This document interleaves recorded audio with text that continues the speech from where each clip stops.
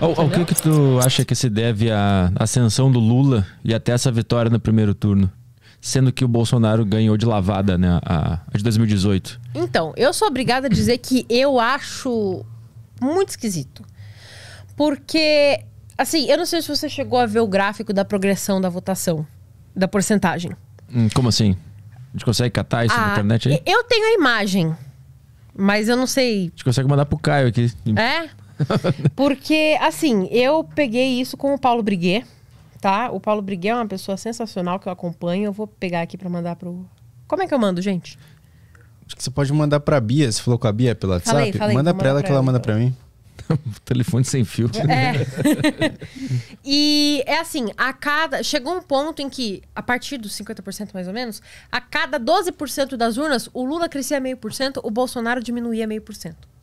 Isso não foi porque começaram a apurar as do Nordeste? Então, mas como que é simétrico desse jeito? Sabe? Esse que é o problema. O problema não é nem você ter subido ou descido, porque o Nordeste realmente tem um histórico de esquerda, né? O Nordeste realmente tem hábito de eleger pessoas de esquerda. Sempre foi assim, tá? Ai, mas eu sou nordestino e eu votei no Bolsonaro. Eu mandei pra ela, tá, gente? Eu sou nordestino, mas eu mandei pro Bolsonaro. Parabéns, legal. Mas o Nordeste tem hábito de votar no PT, votar na esquerda, tanto pra governador quanto pra prefeito, enfim. Tudo bem, tá, beleza. Aumentou porque foi no Nordeste, beleza, tá, legal. Mas o fato de ser tão simétrico assim é muito esquisito. Sabe quando isso aconteceu? Dilma com Aécio. Quando teve aquele apagão e depois que voltou a Dilma tinha ganhado. Foi assim o gráfico. Exatamente assim. Foi o mesmo esquema. O pessoal tá vendo isso aí? Tô colocando na tela aqui. Então, assim, é muito esquisito, tá? Eu não posso deixar de dizer que eu sinto uma estranheza quando eu vejo. Porque a questão de, Bolsonaro tem apoio na rua. Não é só na rua que ele tem apoio. Você pega uma live que ele faz, a live de quinta dele. Pega coisa de o quíntuplo, o sextuplo das lives que o Lula faz, sabe?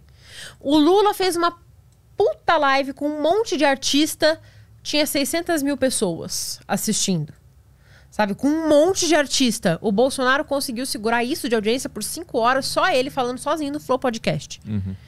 Então, assim, você tem aí lives do Lula com 11 mil pessoas assistindo e lives do Bolsonaro com 100 mil pessoas assistindo. Número de seguidores em rede social. Tanto as manifestações nas ruas. Teve aquele episódio do comício do Lula ter reservado espaço para 10, 12 mil pessoas e só foram 3 mil.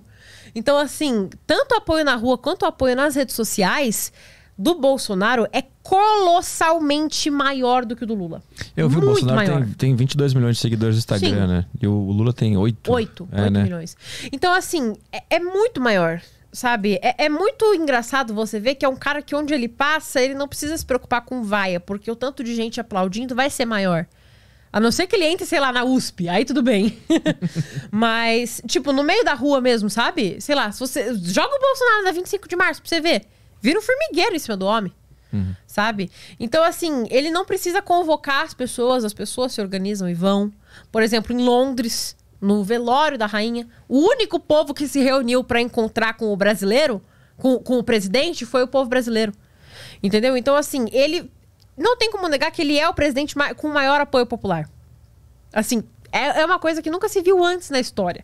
Você ter manifestações tão grandes de pessoas apoiando o presidente que já está eleito, que já é presidente. Isso nunca aconteceu. Sabe? Não na proporção que tem acontecido. Então, eu não posso deixar de sentir uma estranheza quando eu vejo esse tipo de resultado. Porque a única pergunta que eu faço é, cadê esse povo? Só isso. Agora, a gente também pode entrar na questão de que a gente teve 32 milhões de abstenções. O que é uma coisa, assim, gravíssima. Porque você vai ver, todos os países ao redor, né, tiveram uma vitória de partidos de esquerda por causa do alto número de abstenções. E não só aqui ao nosso redor. Na França isso aconteceu. Sabe? Macron se reelegeu e o número de abstenção foi um dos maiores de todos. Mas o argumento também não serve pro outro lado, porque os caras da esquerda também falam, podia ter ganhado no primeiro turno se não fosse os caras que se absteram. Mas é justamente, é exatamente por isso, porque a abstenção, você tá abrindo mão de você fazer a diferença na política, sabe? Você tá abrindo mão de você se eleger. Se essas 30 milhões de pessoas tivessem votado no Lula, ele ia ter ganho de lavada, não ia ter o que discutir.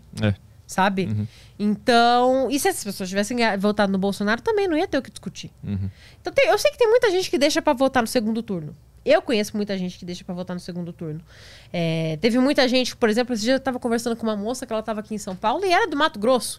Ela falou, não, eu só vou votar no segundo, porque agora eu tô aqui, eu volto semana que vem só. Então isso aconteceu mesmo. No segundo turno vai ter mais gente votando, até por causa daquilo que a gente tava conversando antes. A fila é menor. Eu tava na fila e eu ouvi um cara falando, não, mano, vamos embora, vai ficar muito tempo aqui, qualquer coisa no segundo a gente volta. Na fila eu ouvi um cara falando isso, sabe? Então acho que o foco vai ser nesses 30 milhões que não votaram agora no segundo turno. Tem que ser. Tem que ser, porque sinceramente, assim, voto de Simone Tebet ou voto de Ciro Gomes, por exemplo, é difícil dizer pra onde vai. É difícil porque eu conheço muita gente que é de direita, mas tem birra com o Bolsonaro e vota no Ciro. Aí agora o Ciro tá pendendo pro lado do PT. Essa pessoa vai fazer o quê? Ela vai seguir o que o candidato dela tá fazendo ou ela vai pro lado mais próximo do dela mesmo? Então é difícil dizer pra onde esses votos vão. Por isso que eu acho melhor a gente focar na abstenção. Vamos mostrar ali o gráfico pro pessoal, pra eles verem do que a gente tá falando. Se pudesse contextualizar que o pessoal tá vendo agora o gráfico, o que é isso? Pessoal, esse foi o gráfico que eu tive acesso da progressão da porcentagem das votações, tá? Uma linha para Bolsonaro, uma linha para Lula.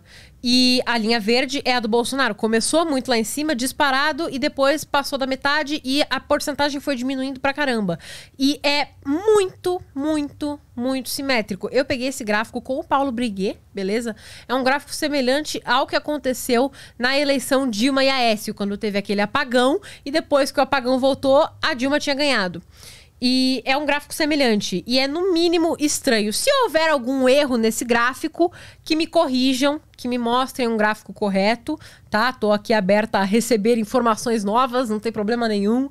Se houver algum gráfico que mostre um resultado diferente, podem me mandar nas minhas redes sociais, que eu vou gostar de poder analisar. Se isso aí tiver errado, me avisem. Mas, assim, me parece que isso tá certo e me parece muito absurdo a simetria. O problema não é um ter crescido, o outro ter caído. O problema é a simetria do gráfico, sabe? Não tem como me convencer que isso aconteceu de forma espontânea. Da onde que é esse gráfico? Qual é a fonte? Eu peguei no perfil do Paulo Briguet. E sabe da onde que ele tirou? É um Excel com os valores. Alguém tava acompanhando ali na hora. Alguém mesmo produziu por alguém própria. mesmo fez ali na hora, tipo, em tantos minutos de votação a apuração tava com tantos %, depois tava com tantos. É um gráfico que qualquer um pode fazer se tiver acompanhado ali a apuração na hora. Ele gerou o gráfico pra ver como é que tava ali e tava assim. Se alguém tiver um gráfico que mostre uma informação diferente, pode me mandar nas minhas redes sociais. Eu vou gostar de receber.